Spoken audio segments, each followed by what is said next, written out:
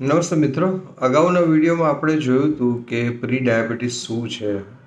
Pre diabetes એટલે તમને diabetes ના હોય પણ તમને ડાયાબિટીસ થવાની શક્યતા ઘણી વધારે હોય છે, એવા રિપોર્ટ્સ તમારા હોય. આજે આપણે જોઈશું કે જે પેશન્ટો પ્રી ડાયાબિટીક હોય એ પેશન્ટોમાં કાર્ડિયોવાસ્ક્યુલર રિસ્ક બી વધી જાય છે. એ પેશન્ટોને હાર્ટ સંબંધી રોગો થવાની શક્યતાઓ વધી જાય છે. માટે એમણે શું ધ્યાન રાખવું જોઈએ?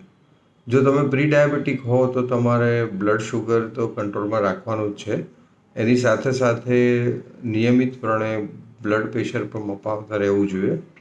અને જો વધારે હોય તો કોઈ નિષ્ણાત ડૉક્ટરની સલાહ પ્રમાણે એનો ઉપાય કરવો જોઈએ.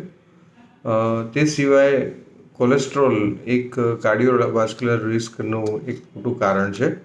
તો કોલેસ્ટ્રોલને પણ માપતા રહેવું જોઈએ, મપાવતા રહેવું જોઈએ. અને જો વધારે આવતું હોય તો એના માટે પણ કોઈ ડૉક્ટરની સલાહ લઈને ઉપાય કરવો જોઈએ.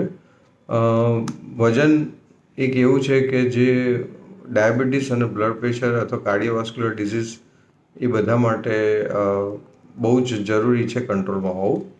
તો જો આપનું વજન પણ અનિયંત્રિત હોય અથવા તો વધી ગયું હોય તો એની ઉપર બી કંટ્રોલ રાખવો ખૂબ જરૂરી છે. સો ખાસ ધ્યાન રાખજો, પ્રી ડાયાબિટીક હો અથવા તો ડાયાબિટીક હો તો કાર્ડિયોવાસ્ક્યુલર રિસ્ક વધી જાય છે. Thank you.